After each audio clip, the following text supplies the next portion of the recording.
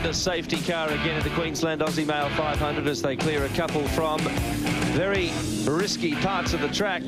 Jason Bargwanna leads from Craig Lowndes. David Bernard up to third ahead of Greg Murphy. Paul Stokel still out there with Cameron McLean doing a marvellous job in the number 18 Shell Helix Falcon. Jim Richards and John Bowe have had a quiet race, but Jimmy has that car for Cat Racing in 7th at the moment ahead of Simon Wills. Then Larry Perkins, Adam Macro, Tim Lee, Todd Kelly, top 12 in this absorbing contest where all sorts of strategies are coming into play and a few rumours as well, Greg Rust. Certainly are, Billy. Let's go down first, though, to Barry Sheen. Now, Garth, Jason's leading. Everything going all right? Yeah, everything's going really well, Baz. We've done our pad stop. We didn't have any dramas like last year, so yeah, Errol's back in the lead, so we're looking all right. I mean, the car's exceptionally good on full tanks, looking after his tyres really well, so you know, we're in good shape. We got Lowndesy behind us out there, so I think Bargs and Lowndesy will be going at it for a couple of laps. So, but no, we're pretty happy to be at the front, and everything's running to plan. Pretty hot old pace, isn't it? Yeah, it's pretty fast. I was actually expecting it to be a bit faster, so I think we can step up the pace if we have to. So we'll just save it for the end. Should we tell everybody else that? No, they can find out later. Thanks, Thanks, Baz. Elroy Jetson, you heard him there. GT calls him Elroy Jetson. Jason Bargwanna leads the field. Lowndes in 2nd position. David Bernard in 3rd. Greg Murphy in 4th position in the Kmart Commodore. Then it's Paul Stokel, the Super Cheap Autos Ford. Lots of talk down in pit lane at the moment about what they might do with Craig Lowndes. He's apparently really enjoying his stint behind the car, and they're now debating whether to leave him in the seat possibly towards the finish, let him do the splash and dash fuel stop, because they've done their first fuel stop and they've done their brake pad change. So that could be some interesting tactics coming to the fore, Mark. Yeah, there is a limit to how many laps a driver can do. It can't be any more than 2/3 distance, but I think we've done our sums, and if they choose to do that, that's well within the regulations. So it'll be a long, hot, sweaty afternoon for Craig Lowndes, but he's certainly up to the task. Be interesting to see what they decide when they come in for their 2nd stop.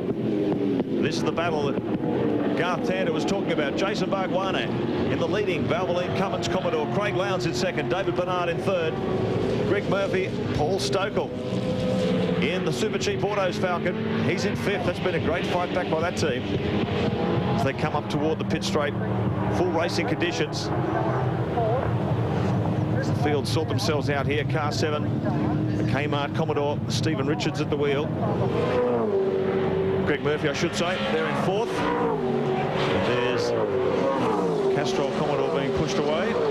2nd car, of course, car 8, was in the hands of Luke Youlden and Christian Murchison. It was off in the sand trap right off to the left there. Just a couple of laps ago they managed to pull it out, but that's rotten luck for the newly crowned Formula Ford champ and the Formula Holden Rookie of the Year. They had high hopes on debut in that Castrol Commodore. It's amazing to watch how the times pump out when these cars are going around, cooling off. Tyres lose temperature, therefore they lose pressure. When the cars get back to full racing conditions, they're quite difficult to drive for these first 2 or 3 laps, the drivers say, until they get those tyres back to their optimum pressure. The car starts to get in the groove again. So it's a difficult time out there. You're dealing with traffic, you're dealing with heat, dealing with all sorts of things. Tremendously stressful job for these drivers.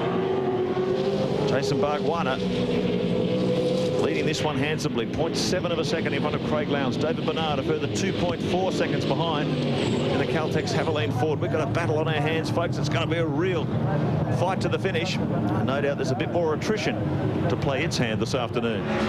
Cameron McLean doing a good job, having taken over from Paul Radisich, the 32-year-old who resides in Brisbane.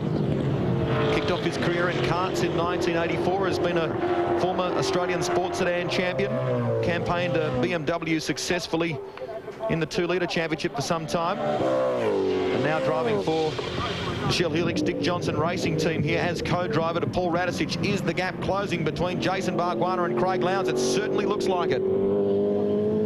Just monitoring that gap. It's hovering around 7 or 8 tenths of a second.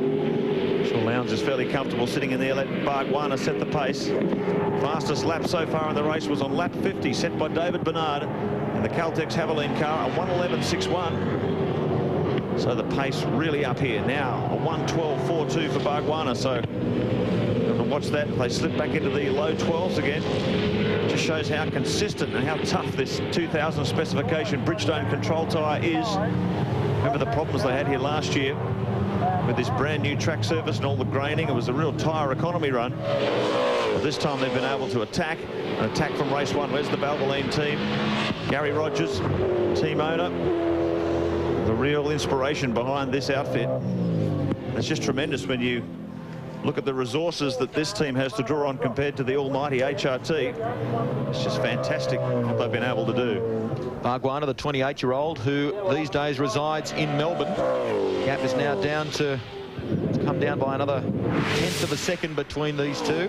Now, this is the Shell Helix replay here. Rod Nash at the wheel of the Auto Pro Commodore gets a little taily on the exit of turn 3 and loops it around. That's the brand new car. Cameron McConville has been using another car throughout the year that has been repainted in Repco colours. Rod debuted that car at Winton. Was promptly involved in a crash with Mark Scaife, but has been gradually coming to terms with it. So here's the battle. You can see the way that Holden Racing Team car hoiks its front inside wheel up in the air. Quite often these teams run the rear of the car softer in terms of its roll stiffness than the front. It's very difficult trying to make your tyres last around here with 120 litres of fuel on board and all that power trying to get to the ground. So quite often they run a softer rear than they do on the front to try and make those rear tyres live. One of them, main straight once again. Jason Bargwanna in command. Barry Sheen is in pit lane. I'm with Christian Murchison. Now, Christian, you're out of the race. What happened? Well, apparently when Luke was going down the straight, he had a problem with the engine. I understand a piston may have broken, and that's basically the cause for us not completing the rest of the race. Were you enjoying it? Was it harder than you thought or easier? Yeah, no, I was having a lot of fun out there, you know. I mean, we sort of struggled out of late try and get as much experience and laps as possible, and I mean out there I was sort of, you know, starting to fit in a lot better, and everything was coming along great. So I mean, I'm pretty disappointed, but you know, these things happen and that's motorsport, so we'll keep going. Well, you didn't ding it, so you haven't got Larry to put up with. Oh, that's right, I haven't done anything wrong there. Great, well done, Christian. Thanks very much. Funny game, this motor racing. Yeah. He's a baby face, isn't he? Christian Murchison looks like could be the paper delivery boy. They call him Jacques Villeneuve in the pits. He's got that Jacques look-alike, hasn't he? Yeah, he's a standing talent.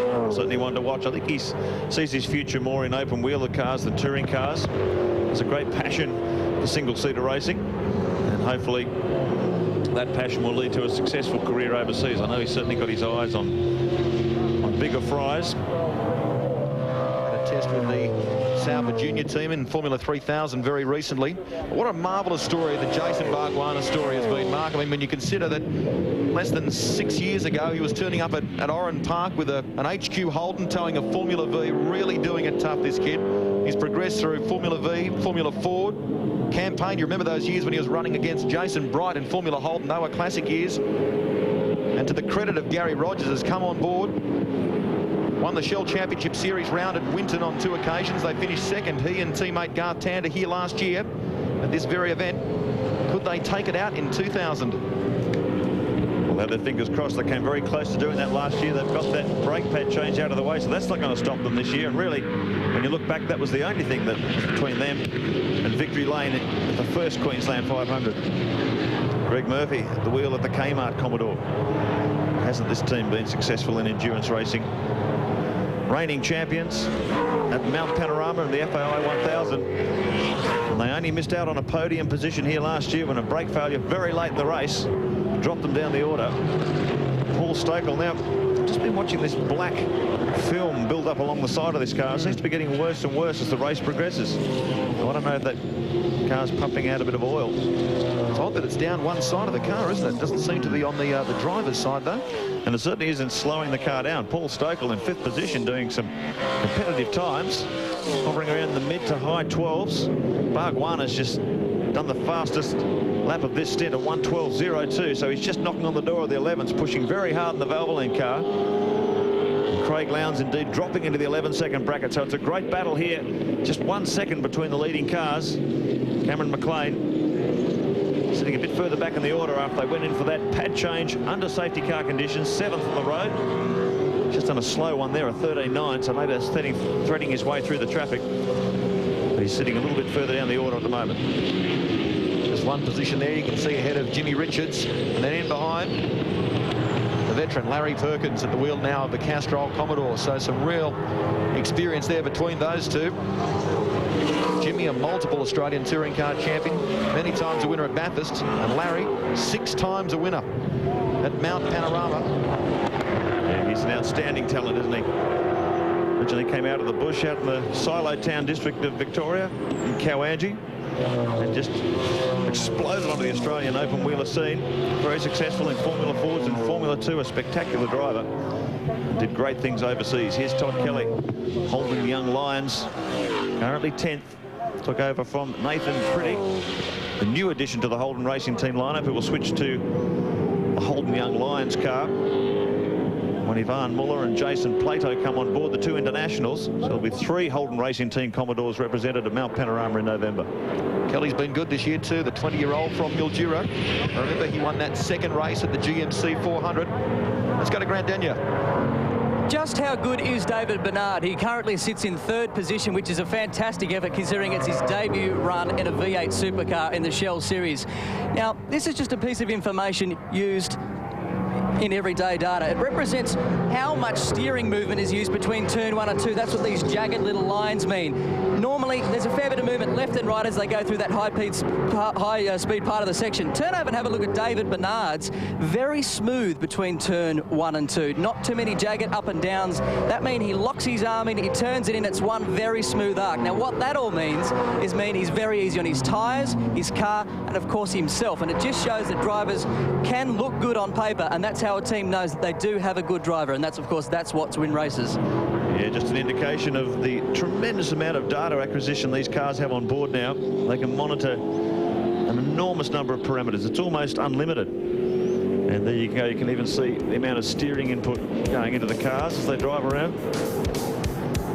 Right now, it's Bargs at the head of the field.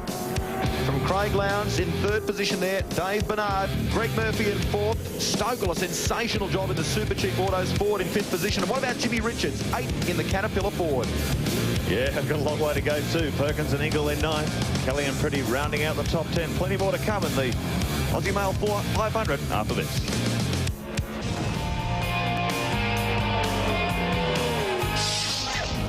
You're watching the leader of the Queensland Aussie Mail 500, Jason Bargwanna, who's giving his teammate Garth Tander a healthy lift in the Championship Series. However, the man they're trying to catch, Mark Scaife, is not doing too badly either, because his co-driver Craig Lowndes is hunting them down at the Mobile Holden Racing Team Commodore.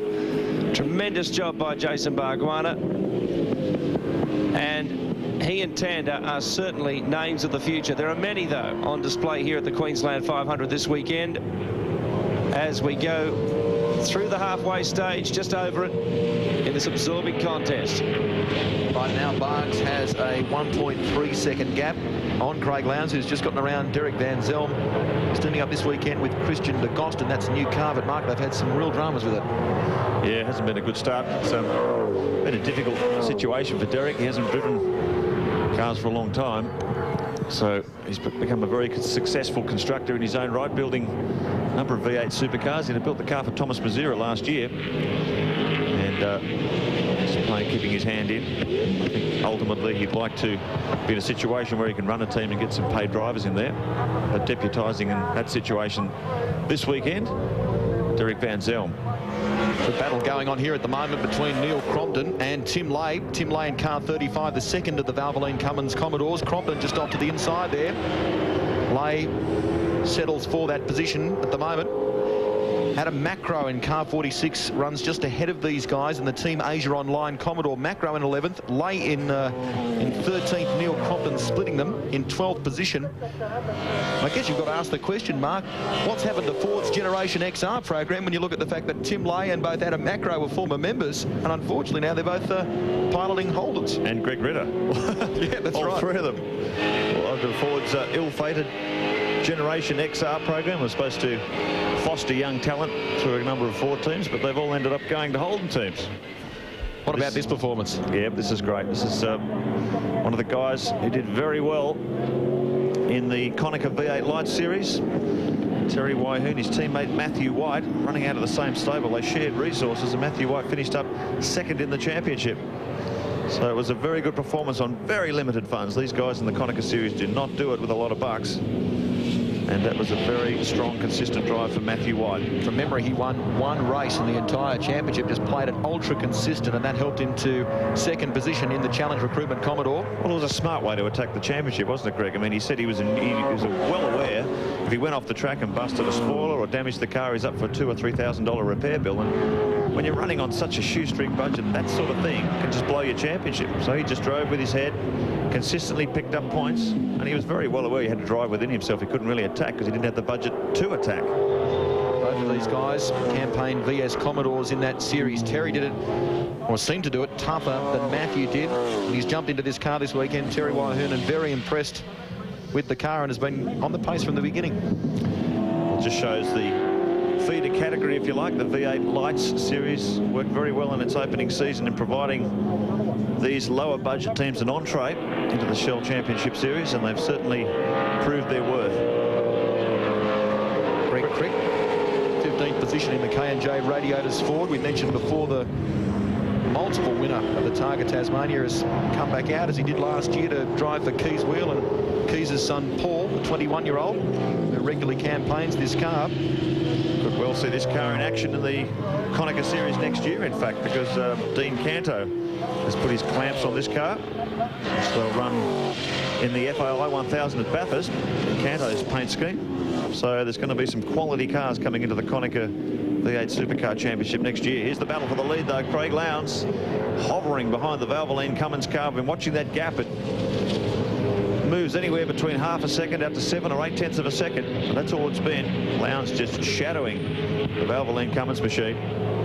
He's doing an outstanding job. 88 laps, 89 laps completed. And here's the Super Cheap Autos car. Paul Stokel doing a good job for the team. A little bit slower that time around, maybe getting held up in some traffic, but they're currently 6th in the order and well in contention. In recent time, Paul Stokel has been behind the wheel of a very powerful Lamborghini Diablo in the GTP Nations Cup Championship. Has been driving all sorts of marks in that category in recent years. Drove a Lotus Elise as well, a multiple winner in Formula Holden of the Gold Star Championship. Paul Stokel dominated for several years there. And just ahead of Stokel at the moment, Simon Wills doing a good job in the Pertec Ford. He has moved up to 5th position. Jim Richards in the Caterpillar Ford sits in 9th position. Not too far in behind Larry Perkins. It's great to see Jimmy back behind the wheel of a V8 Supercar too. An immensely talented driver, Mr. Versatile. Another one like Paul Stokel to spend his time in the GTP ranks. Won last year's championship in a Porsche 911 RSCS and has stepped up this year to a 911 GT3. And Bowie just loves having Jimmy on board. Another one of these drivers who can just slot straight back into a V8 Supercar and be competitive. And Jimmy, as always, loves his driving. His son and teammate Greg Murphy are currently sitting in 4th position in the Kmart Commodore. Be Clear and Simple onboard telemetry shows you the way around Queensland Raceway.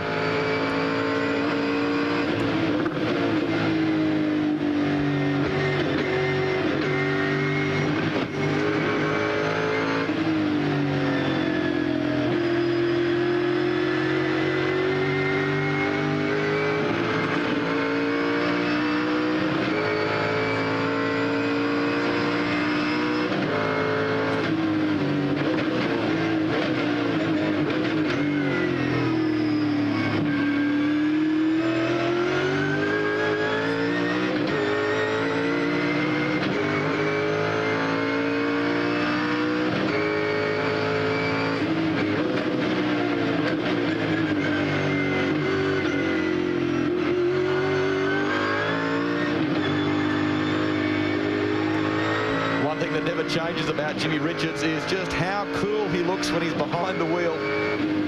Loving every minute of the V8 Supercar racing. Right now, Bargs leads the way in the Valvoline Cummins Commodore, the 28-year-old who, when he's not at the racetrack, is actually one of Holden's corporate identities, does a lot of work for their corporate drive days. He's involved heavily with the launch of the new VX Commodore very recently to the dealers and a lot of their corporate customers. There's Craig Lowndes in second position. That gap now has come down a couple of tenths. 0.45 of a second. So just over 4 tenths. We understand that HRT are currently weighing up what to do, whether to leave Craig in, do that splash stop for fuel and keep him in the car, or whether to do the driver change as well and put Mark Scaife back in. Scaife did the opening stint. Just wonder, we've just been theorising ourselves. Nathan Preddy went to almost 70 laps. He did 69 laps on his first stint. I wonder if they were just doing a bit of a fuel mileage comparison to know how long they could leave Lowndes out there. Because if he goes 70 laps on this stint, that'll take him to lap 130, which means he's only got, what, a 30-lap sprint to the flag, and that's probably what they're saying. If they have to do a driver change that late in the race, they'd rather leave him in. Here's Greg Murphy, car 7. Oh! Greg Crick has gone around at turn 6.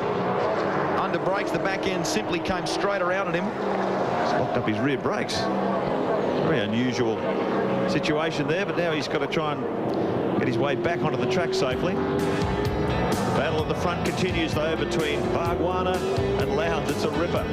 Bernard and Longo still in third, Richards and Murphy Carr in fourth, Baird and Wills in fifth, Ellery and Stokel in sixth, Radisich and McLean in seventh, and Perkins and Ingle, last year's winners, in eighth. We're having a good time here at the Aussie Mail 500. So are you, we hope. Back on the other side of this. Brought to you by Mitre 10. We've seen a few changes in race lead, but back in the field, the star of the show has been Paul Radisich on the charge after a stop-go penalty on the very first lap. Tremendous performance there. Mark Larkham, however, the bad luck continues in these big events. Out of the Queensland Aussie Mail 500. Garth Tander pits, a fuel leak, a major problem for a moment, but thankfully they resolved it. And Garth was able to continue, hand over to Jason Bargwanna, who is leading the race. David Bernard, you saw him rejoin at the Haviland Ford in front of Bargwanna for a moment, but Bargwanna did in fact take the lead. Pad changes. This has been a problem for some of the teams. Ingle and Perkins a little slow there. 600 degrees they get to when they heated up those brakes. Bargs passes Bernard, and that was the move I spoke of to regain the race lead for that team. And David Bernard under a lot of pressure there in the middle of some very, very vaunted traffic. Problem for Dick Johnson, fuel leak. However, that was sorted out after a pit stop, but similar problem that we saw earlier with the Tander Bargwanna car. Jamie Brock spinning and stuck. Another spin and stick there. And we see Nash going in as well. So the pressure is on the Queensland 500. Yes, Billy. It certainly is. It's a tremendous battle between Jason Bargwanna and Craig Lowndes. It's really been on since they took over their respective seats. And Lowndes getting closer all the time. He's just hovering around behind that car, waiting to pounce, putting enormous pressure on Bargwanna. But he's been equal to the task. Barg's just dropping into the 11s that time around, a 1:11.97. Lowndes a 1:12.13. So it's a real tooth and nail struggle. Bernard's just done a 12.14, but he's some 12 seconds in arrears in the Caltex Haviland Ford. You talk about Bargwanna there and dipping into the 1:11s. I think that is in direct response to the pressure from Lowndes. The gap did get down to just over 3/10 of a second there about a lap ago. It's now gone out to 4/10. So Bargs is responding to the pressure in the Valvoline Cummins Commodore. There's Nathan Preddy, who's done a sensational job, did a staggering amount of laps in car 2 for the Holden Racing team.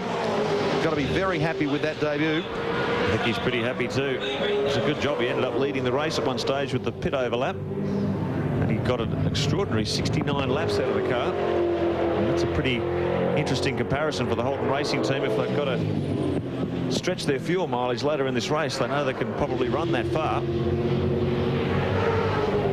We talk about Nathan making his debut. What we mean, of course, is his debut for the Holden Racing team and a factory outfit. He, of course, has campaigned before in a privateer entry, and what a stark contrast that is, because the car that he drove actually had no power steering. He said it was a real effort to muscle it around. You may recall him campaigning at Winton there some time ago, Mark.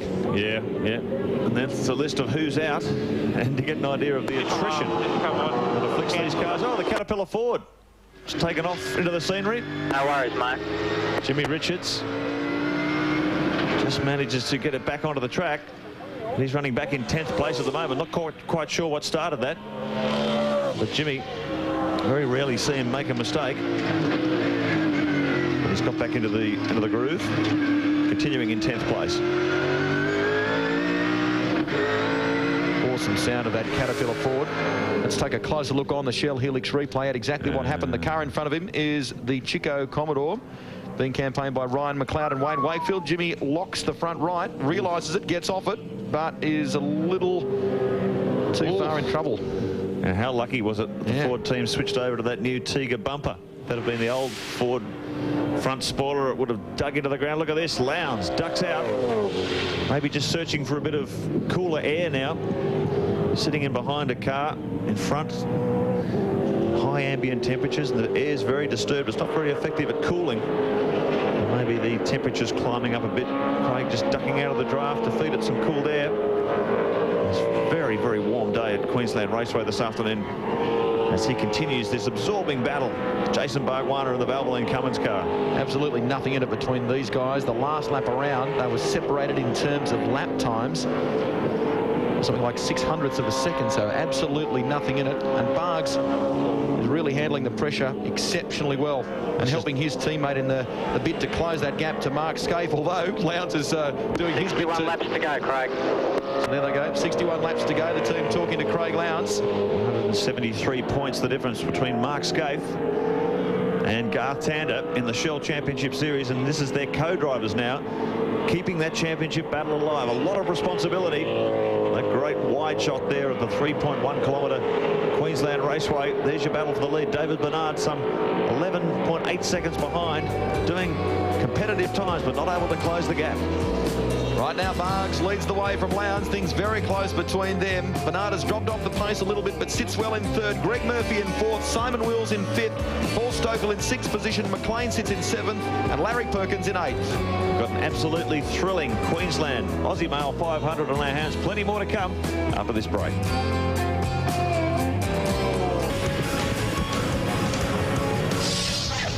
Battle continues among lapped traffic now. Jason Bargwanna under enormous pressure from Craig Lowndes. The movement of the car is showing what is clearly the body language of Jason Bargwanna as the man behind him tries to help Mark Scaife virtually shut down the Shell Championship Series right here in Queensland's Aussie Male 500. There it is, 105 laps down, not too many to go, and we might still have a safety car out, we're not sure.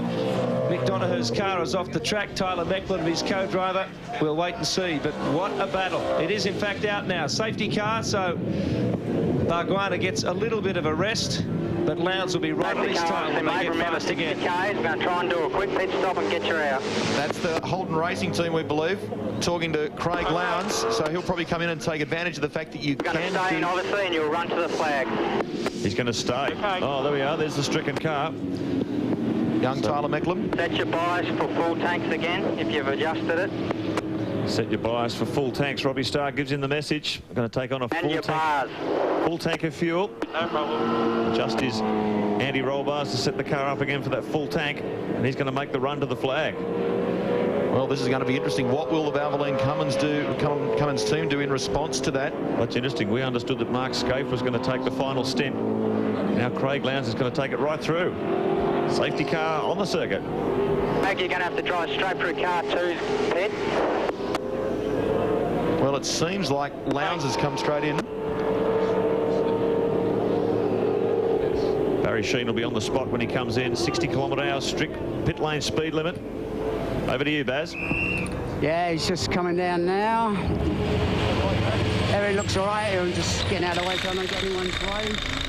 Nice, clean old windscreen there. And Craig's not getting out because he hasn't. You have to do a minimum of 54 laps, so he hasn't done that. And he said he's quite comfortable in the car and can just keep going, no problem. I had a word with Scaife, and they said Scaife said everything's going according to plan, and they just really wanted to try and get past. Try and get past. Yeah, try and get past Bargwanna. So we've got the Kelly Preddy car in here now, and it's just a normal sort of 300 lap service and clean the windscreen, and no, can't see any dramas. They're spraying water in the radiator there because she might be running a bit hot. The rights. Does he know? Smooth as silk. I believe the Valvoline Cummins car is going to come in pretty soon too. You'd expect that under a safety car period. Just get yours to look. We welcome Dick Johnson to the commentary. Dick, the one-off comeback. Thanks, Engine guys. problems sort of cut it a bit short, didn't it? Well, it's not the comeback that I really wanted, to be quite honest, but this is a very interesting scenario. That move by the HRT is going to win in the race. For the simple reason, the moment a pace car comes out, you should come straight in the pits on that very lap, and he should have followed him. For the folks at home, you might want to explain the reason for that. Well, the reason for that now is Tander comes in now, and he's going to end up being way back on the back of the pack, where young Craig is going to be well and truly up the field and be able to smoke through the others. And the other thing is, I noticed the other HRT car, it looks as though it's got the death notch by the look of the amount of smoke that's coming out of the right front wheel when it left. Well, this could be a turning point in the race. Craig Lowndes remains behind the wheel of Mobile Holden Racing Team Commodore. Now Dave Bernard makes his way in the Caltex. See, that's wrong. He should have followed the lead car into the pits. Well, tactics play a big factor, the winning factor in endurance racing. As the cars start coming now under safety car conditions, Caterpillar Ford in, Jim Richards putting in John Bowe, David Bernard steps out, puts Tony Longhurst back in for the final stint. We'll see the way the cards fall when these cars get back into this queue. The Holden Racing team looking very well positioned at the moment. Grant Denye's in pit lane. It's taking the opportunity of the safety car. The Cat car has come in. Jim Richards is handing over to John Bowe, the old wily gentleman of Australian top-level motorsport. This has to be one of the most experienced combinations in the whole field, and boy, are they quick. Jim Richards hasn't actually been in the car for 11 months, but he got in and went within half a second of John Bowe on Friday practice, so it's a fantastic effort. Brakes, tyres, fuel done, and they're back out again. So we've got to wait to see the way that these things fall as the cars unlap themselves, Dick. That's quite interesting, because I'd really like to know how many laps some of these drivers have done, because they've got to do a minimum of 54 laps. And that's why Lowndes and company didn't get out of the car. Well, something we're going to have to keep a very close eye on. Well, yeah, that's exactly what we were saying. We've been doing our sums on. This is why Bargwan has stayed out there, because he hasn't fulfilled his minimum lap capacity. He's got to do 54 laps, so he's going to have to stay out there till lap 109, and that's going to work against them because they're going back to green flag racing conditions. Sounds like that might be the same reason Greg Murphy has stayed out there as well, in behind him in the Kmart Commodore. Yeah, a lot of these co-drivers haven't fulfilled their minimum stint yet, which is 54 laps. One driver can only do 2/3 distance, the maximum of 2/3 distance, so the co-driver has to fulfill at least 54 laps. As they get back to racing conditions, the Aussie Male 500 comes back to life. Jason Bargwana, Greg Murphy right behind him in the Kmart Commodore. I'd like to believe the Pertec car pulled in the pits. Right on the, when they went back to green flag. So that's a costly move for Simon Wills and the Pertec team. Let's go to Gary. Jason Bargwana continues to lead. Here's the Pertec Ford, which peeled off as the cars went back to green flag racing conditions. That's going to lose them a lot of track position. All sorts of tactics and things unfolding here. He gets back into the race, but he's lost a lot of time. Let's go to Barry Sheen. Yeah, I'm here with Gary Rogers. What's happening, Gary? Oh, Barry, well, Jason hasn't done quite enough laps yet, so we couldn't bring him in because we intend to put Garth back in the car.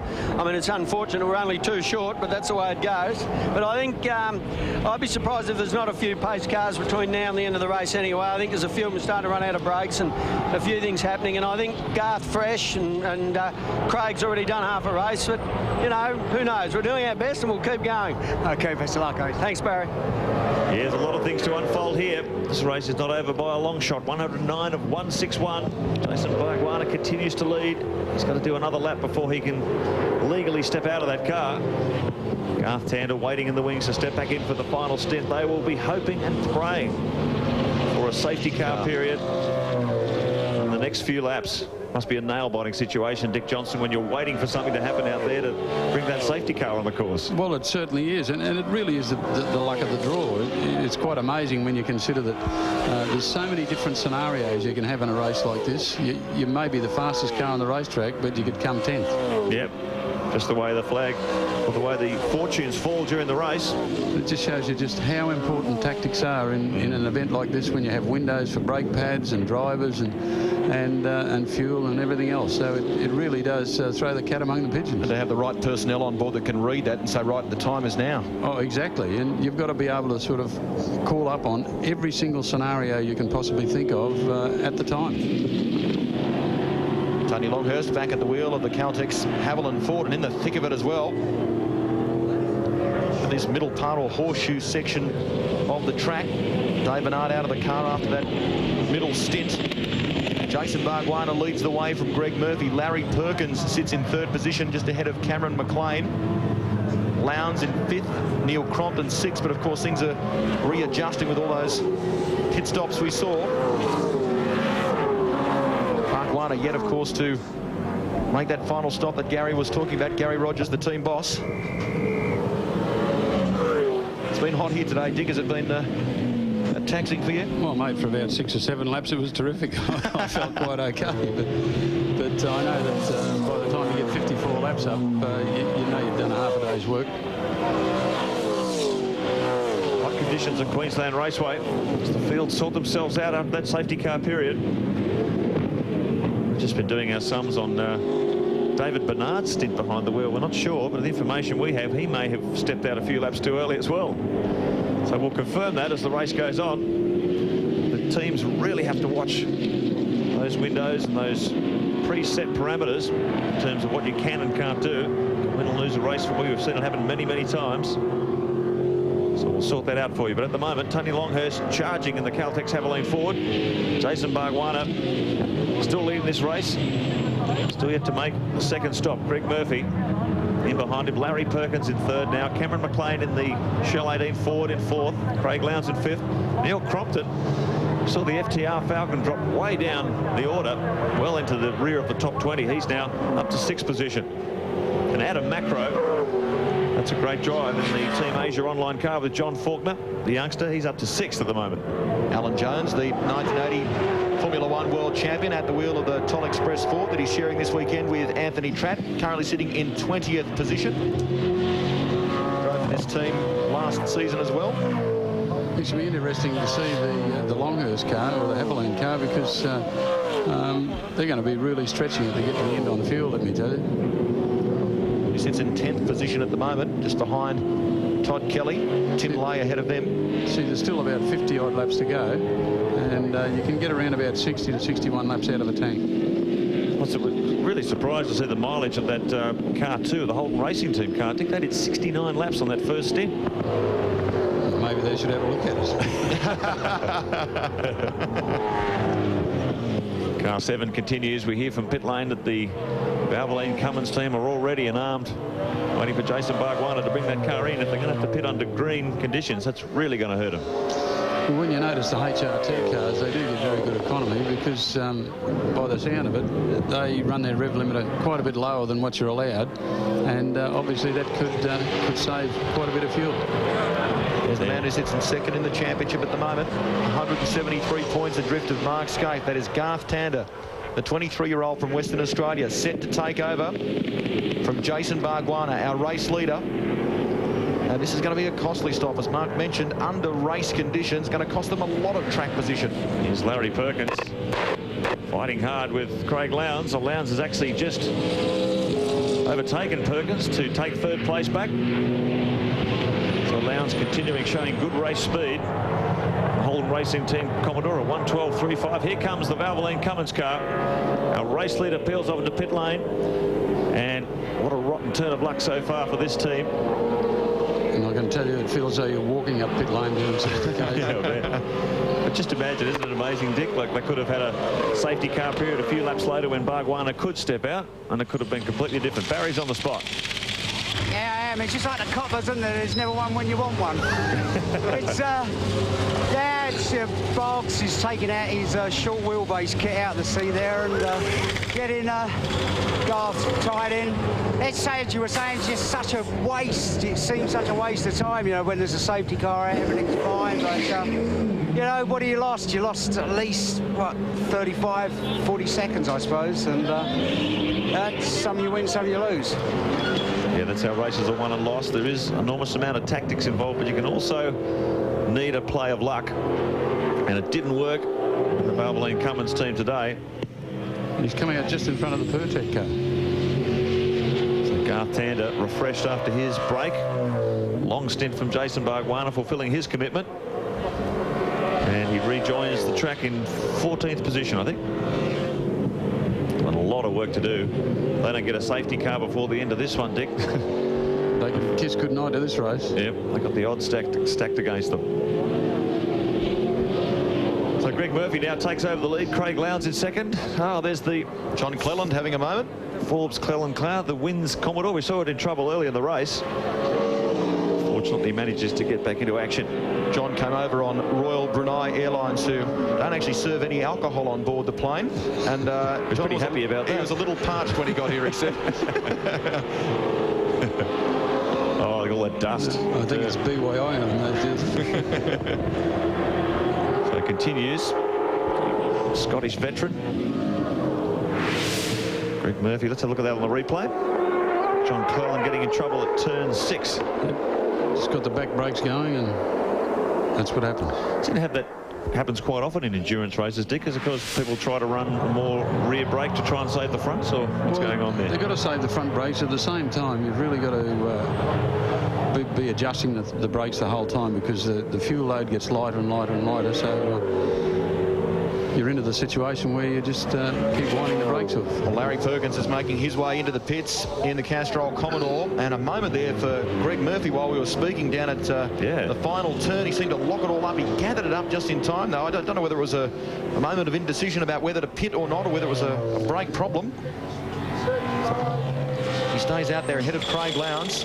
Top left of your screen, you can see the pit stop going on for Larry Perkins. Let's go to Baz. Yeah, it's Larry and Ari, and just looking, everything seems to be going okay. Wheels, yeah, no problem. 1 done, 2 done, 3 done, 4 done. Just waiting for the fuels to go in. And Larry's done a good job, hasn't he? Certainly has. Russell was saying in recent time that his confidence is on a high after putting that Castrol Commodore on the front row of the grid recently. At round 10 at Calder, at the moment, the Murph leads the way in the Aussie Mail 500. There's still lots more to come your way. Lowndes in second, McLean in third. Neil Crompton has moved up into 4th position. Then it's Macro, Tim Lay, Todd Kelly and Russell Ingall. 161 laps in the Aussie Mail 500. We've got plenty more to go. Catch up with us after the break.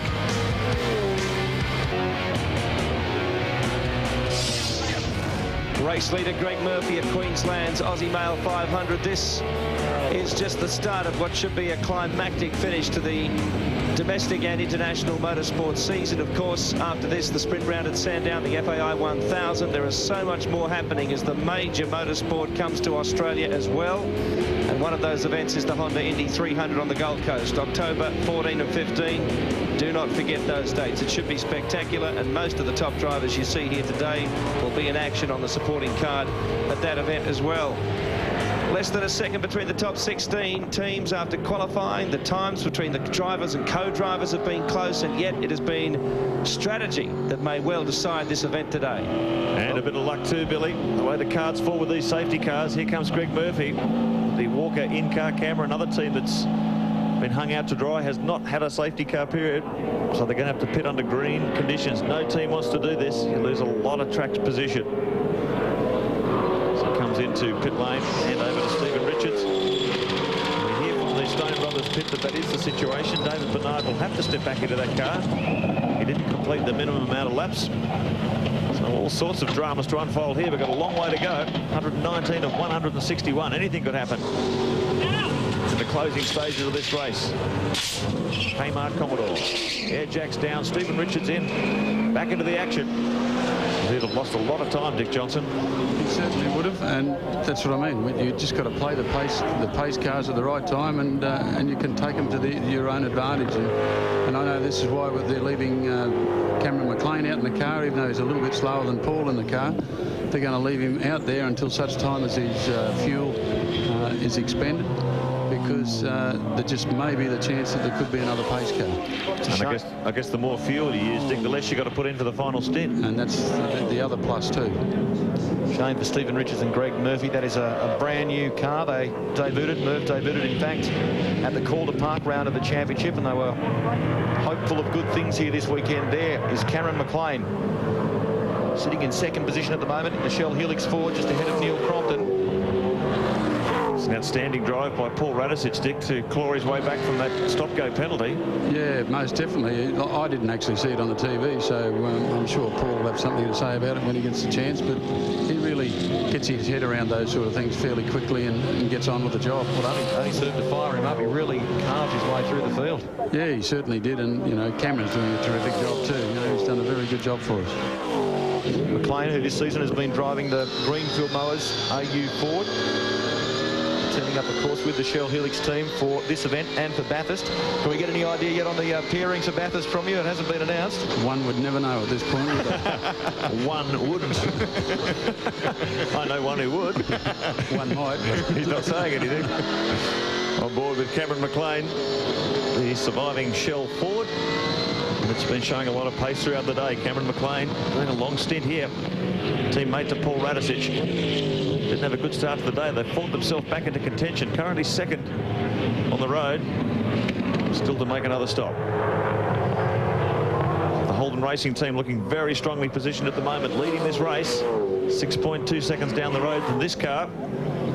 And they've completed all their stops. Let's go to Barry Sheen. Yeah, I'm down here. Now, Jace, the face, they look like hard work out. They're very hot. Oh, I don't know about hard work. It was grouse fun. I was having a ball. I reckon I could pick all the stone chips on the front of Craig's car. I looked at him in the mirror that much, so no, it was good. And what's the car like? Yeah, look, the thing's great. I mean, I didn't even touch the adjustable sway bars at all. The brake pedal's still fantastic. It just looked after the tyre. It was doing it pretty easy, so hopefully we can... obviously, we've got enough fuel to go to the end, but whether they've got enough fuel to go to the end, we wait and see. Pain in the backside having to do a pit stop under the green, though, isn't it? Or green, that's American. Well, it is. You know, it's just the way it goes. We sort of made sure that we got the right things, you know, with the fuel, tyres, the amount of laps the driver's got to do, all that sort of stuff. So, we'll be right. We're out there having fun. She'll be right, mate. Yeah, exactly. No, it'll be good. I think Garth's really on it, and it's the car's doing it easy. We'll be right. Thanks, Jason. Thanks. Just to give you an idea, at the moment, Craig Lowndes leads the way. But John Bower is actually the next man on the road behind Lowndes, who's made his second stop. He's some 27 seconds in arrears of Lowndes. What about this for a performance? They are yet to make their brake pad stop. But these talented youngsters in the Challenge Recruitment Commodore, Terry Wyhoon and Matthew White, have moved from grid position 20, which was an excellent qualifying performance, all the way up to 7th. He went out in the marbles there, didn't he? Gave him a little bit more racing room they needed. Might be time for that brake pad stuff, I think. Terry Wyhoon, a low-budget team, doing a great job in the Queensland 500, running inside the top 10 at the moment. It really is their moment in the sun. It's really great to see the lights teams doing so well in the Shell Championship Series. We are 2 hours and 39 minutes into the Aussie Mail 500. There's the clock in the top left of your screen. Matthew White and Terry Wyhoon doing a fantastic job. Konica V8 Lights campaigners. Here's our race leader, Craig Lowndes. Well, things have really played into their hands so far, Dick. They certainly have. And they're going to reap the benefits of this, I can assure you. But it still remains to be seen whether they can get to the end on fuel. Tander's cutting some quick laps back there. He's just on a 1:12.13 to Lowndes 1:12.4. But he's going to need a safety car to get himself back into contention here. It's a lot further down the road than he'd want to be. He's going to have to drive the car pretty hard if he's going to have any chance of closing this gap. Let's go to Grant Denyer. These races are always so physical. John Cleveland, you've just jumped out of the car and put Rodney Forbes in, and you're telling me you're absolutely knackered. Well, not quite, but I was getting well tired. That's the warmest I've ever had to compete in, and the ventilation in the car is just not very good.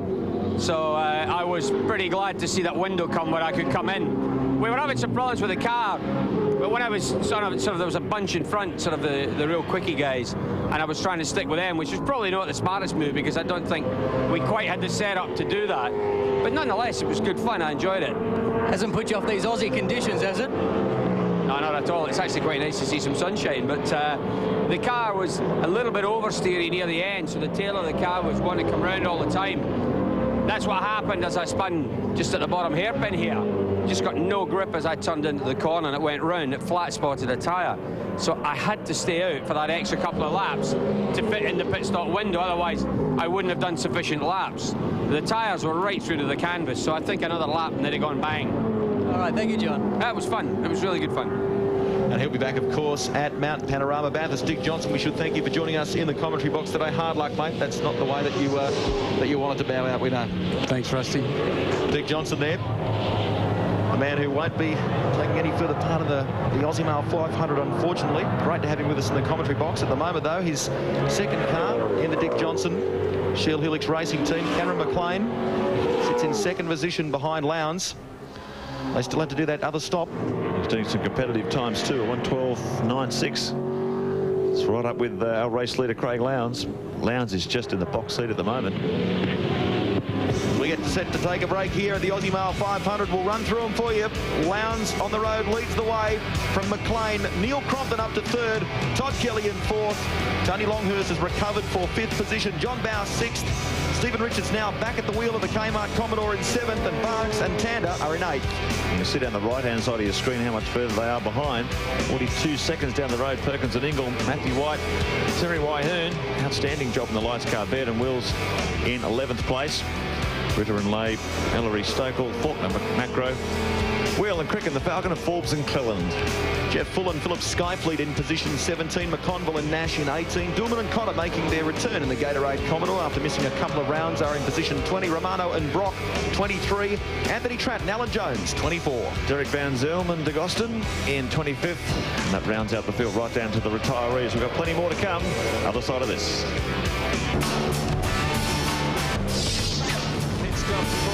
Racing, Neil Crompton handing over to Glenn Seaton. Good race position on the face of it, but not really.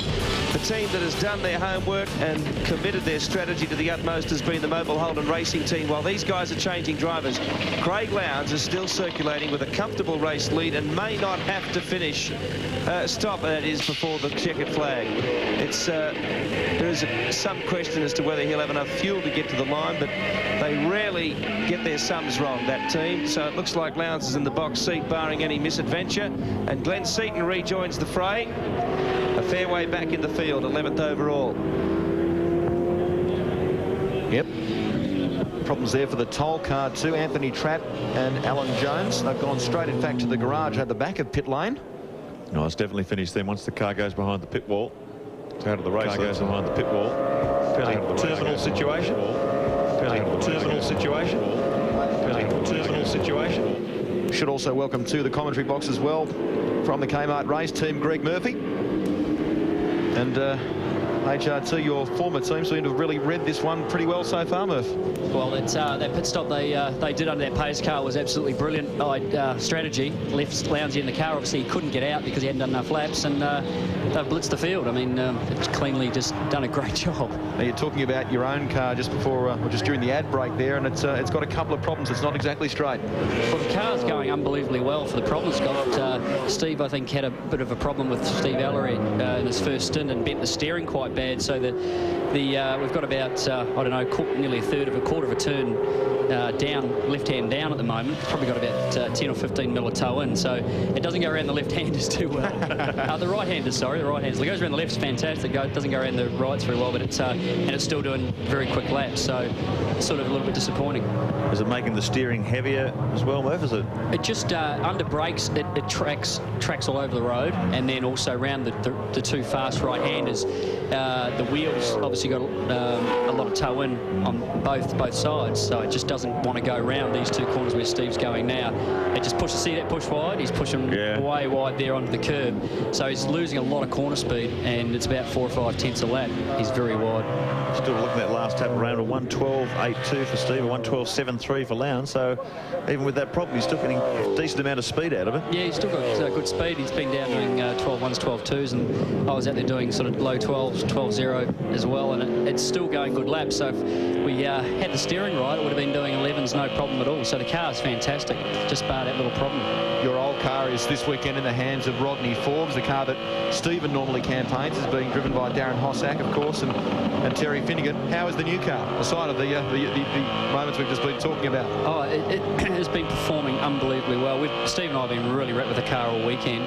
I was a little bit disappointed yesterday in the top 10. I really thought the lap was a lot better than what it was. So we expected to be a little bit further up the field, but we knew today that the pace of the car was going to be competitive, and we just had to stay out there and do a good job. And it's just a little bit unfortunate we've had that problem, because I'm sure the car would be a lot further up the field. We've seen the way the tactics play out here, and the luck or the bad luck of the safety car can really play into your hands. Looks like Radis are just ready to get back in, so they've obviously got to do an extra stop too, which is going to put them way down the field too, by the looks of it. Yeah, well, Cameron's been trying to get maximum laps out there to fulfil his stint. Radisic eager to get back in. As you can see, the Shell team's getting ready for their final stop. Craig Lowndes ideally positioned at the moment. This car is now 10 seconds behind the Holden Racing Team car, but he's just about to pit, which will really open the field up. Here he goes now. Yep, swings the Shell Helix forward into pit lane. Paul Radisic on standby. McLean has had a rotten year in terms of his own personal car, the Greenfield Mowers Ford, but he said he's been loving jumping into the DJR Ford. Let's go to Barry Sheen. It's, wow, I would hate to be standing in front of that thing when it stops. At least they did, I guess. Everything looks all right. Can't see any problems there. Cameron's just doing up the belts, mate. That must be the most difficult thing. Looking down with a full-face helmet on, trying to make sure you don't get belts up. Yeah, everything okay? Cameron away, and they're all patting him on the back, so he's done okay. Quick seat adjustment as well for the Rat, who's a little shorter than Cam McLean. Yep, should be a final stop for the Shell team. Paul Radisic getting back into the race. And Cameron McLean getting out when the car was in second place. Should be able to go through to the flag. But what all these teams behind HRT will be praying for now is that safety car to bunch the field up to give them any chance of beating the Red Barons here this afternoon. Let's get out of the pits. So here with Neil Crompton. Neil, you've just handed over to Glenn Seaton. Will Glenn bring it home from here?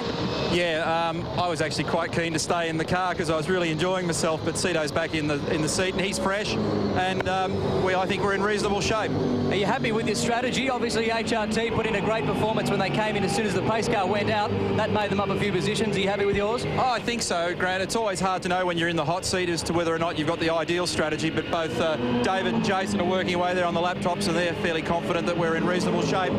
It was a little frustrating early in the stint because I sort of got right up behind Bernard and I thought, this is good, we're going to get a position. And then we decided to do the pad stop, which brought me back in here, and I had to weigh it all the way back through them. The little left rear tyre just gets a little bit skatey if you push too hard, but basically the pace of the thing's pretty good. Well, we're just looking at Glenn at work on the television at the moment. How would he be feeling, and how's the car going at this stage of the day? Well, actually, it's perfect. Like, you can drive it at 10/10, which is what you need to be able to do in these endurance races. As to the way he's feeling, he probably feels pretty good because usually your second stint's good. You tend not to be as hot and as sweaty, but it's hard work out there, and there's a lot of dust and debris flying, so it makes your eyes very gritty, but no, it's good fun. All right, well done. Over to you, Barry. Yeah, with Cameron McLean. Good run, Cameron? Yeah, the car was great. I just had to keep my concentration up, and my job was to come here and try and hold it in whatever position Paul gave it to me in, maybe move forward if I could. A few fell off, and mate, the car was perfect. It didn't do a thing wrong. Nice, consistent lap times. Yeah, well, that's what I've been working on the last couple of days. I was never going to do the one-lap screamer, so I just tried to get myself in a rhythm and a pace and bring it home so he can go home and go on and win the thing for us. Apparently at the moment we're watching Paul Radisic inside the car. It's all right, is it? Okay, yeah. The car's fine. I mean, yeah, he'll be right. I don't need to watch him doing it. He's doing a great job. He'll peg him back, I hope, and we get a safety car. We'll be up behind him, and he'll nail him for sure. Lovely, thanks, Cam. Thanks, Barry. Look over your shoulder, Baz, because the Caltex Haviland Ford has just come in. Tony Longhurst getting out of the car and Dave Bernard getting back in for those laps that he's required to do, Mark. Yep, and then Nigel Greenway spotted that pretty early, keeping his eye on the sums. You can see the moment Bernard got out of that car that he hadn't fulfilled his minimum stint. So now he has to get back in, and he'll probably bring this home. So the Caltex Haviland Ford gets back into the race. It's amazing how you can get those sums wrong sometimes, Murph. Well, I actually probably think that they had to do 3 stops to fulfill their fuel.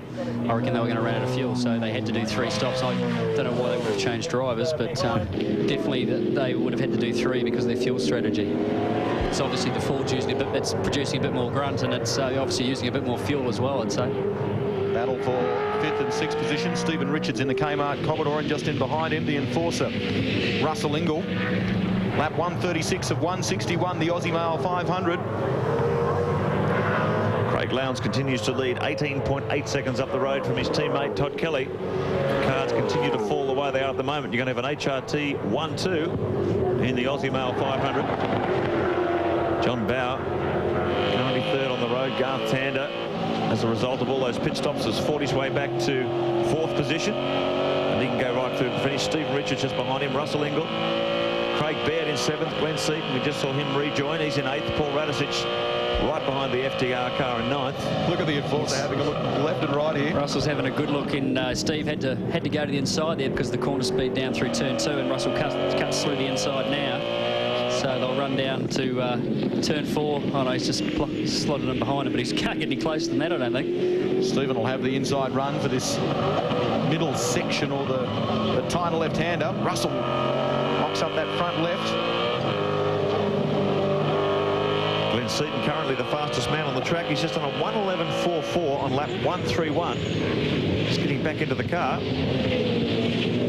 So putting in some quick times in the FTR Falcon, but they're down the order at the moment in 8th. A lot of work to do. All this field will be praying for a safety car. And the funny way that endurance races work, you could almost imagine going right through to the finish without a safety car. You just don't know what's going to happen as each lap unfolds. You see the Commodore understeering again, Murph, the Kmart Commodore, but Stevie's doing well to hang on to it. Well, it's just these 2 corners. He's just losing so much speed.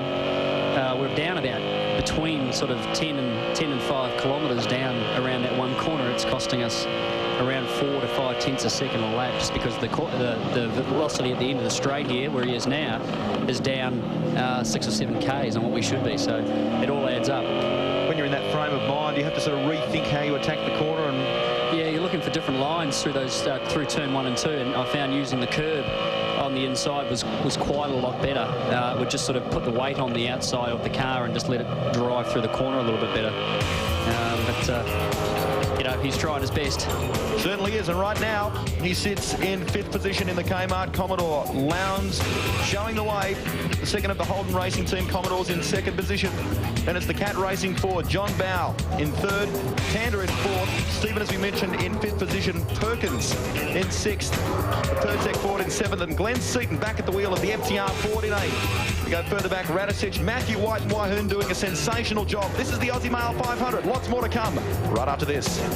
This Aussie Male 500 race update brought to you by Mitre 10. And the pressure felt by Greg Crick here with a spin. He and Paul Wheeler done a tremendous job from 10th on the grid this weekend. Jimmy Richards even under a little pressure. It's rare you see a mistake from the master, but he's out on the dirt as he regains control of that Cat Racing Falcon.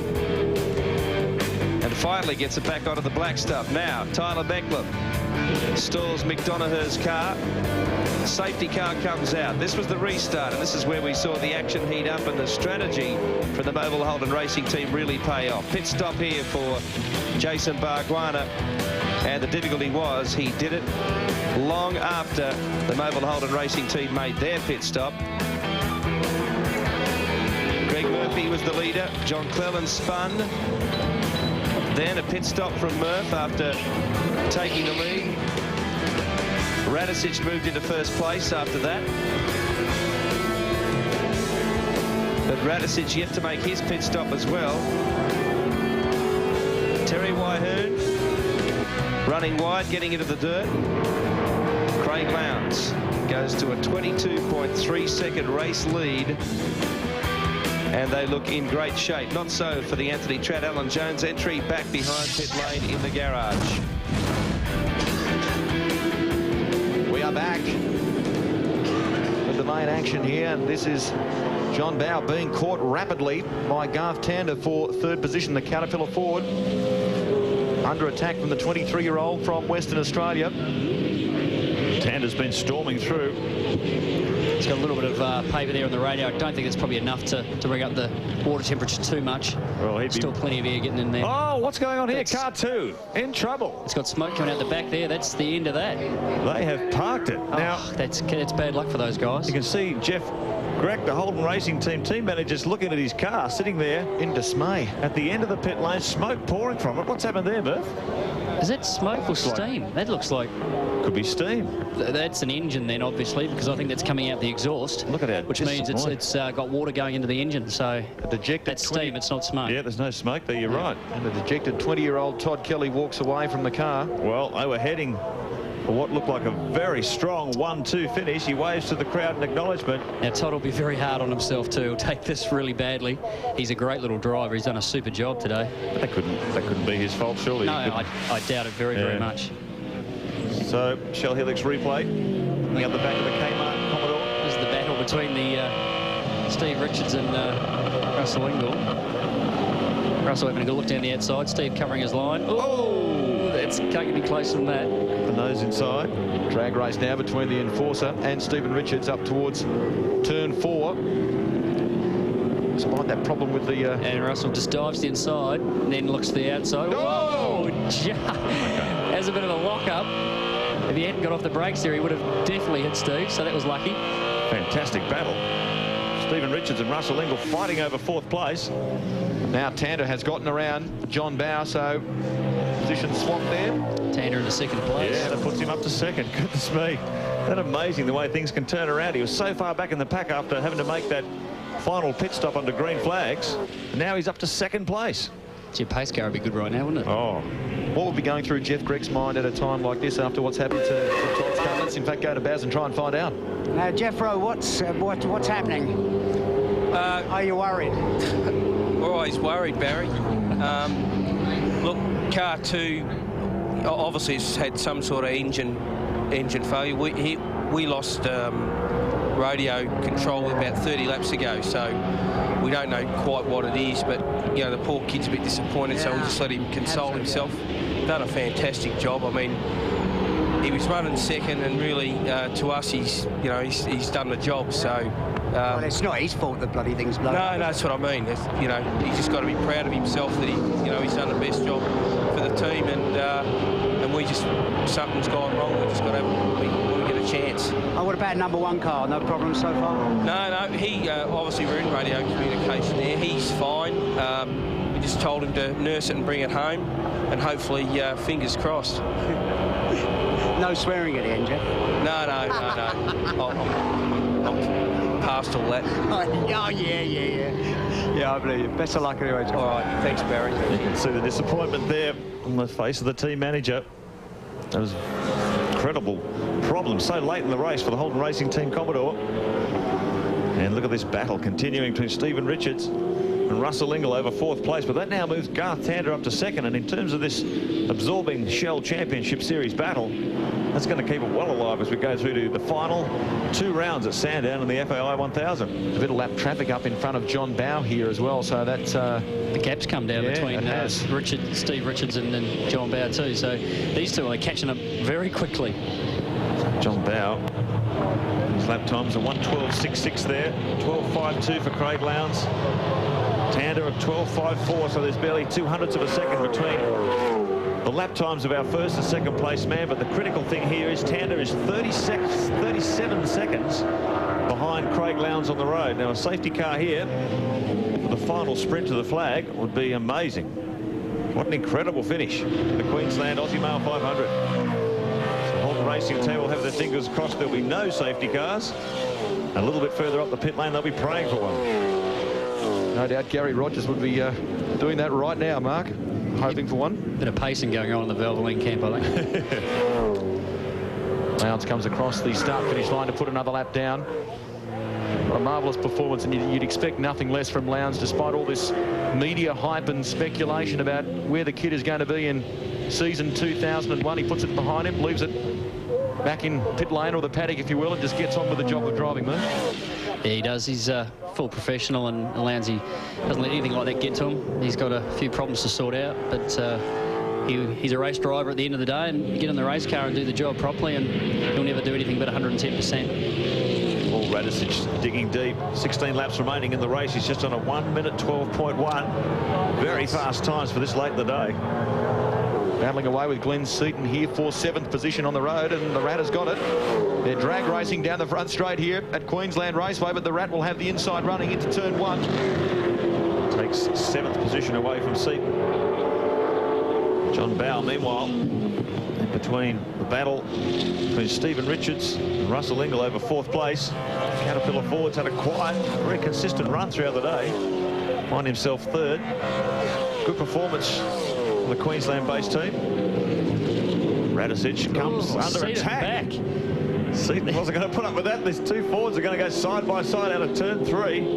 I don't think Paul was expecting that one. That's for sure. He had the door nice and wide open, but Seaton came back on the attack. Let's go down to Baz. Yeah, I'm with Todd Kelly. Todd, that's really bad luck. Oh, it is. I don't actually know what happened to the car. We're obviously running very, very consistent. I think we would have done it quite easy. It's definitely no fault of the guys. They all done a fantastic job. It's just a shame that it happened to us. Did it sound expensive?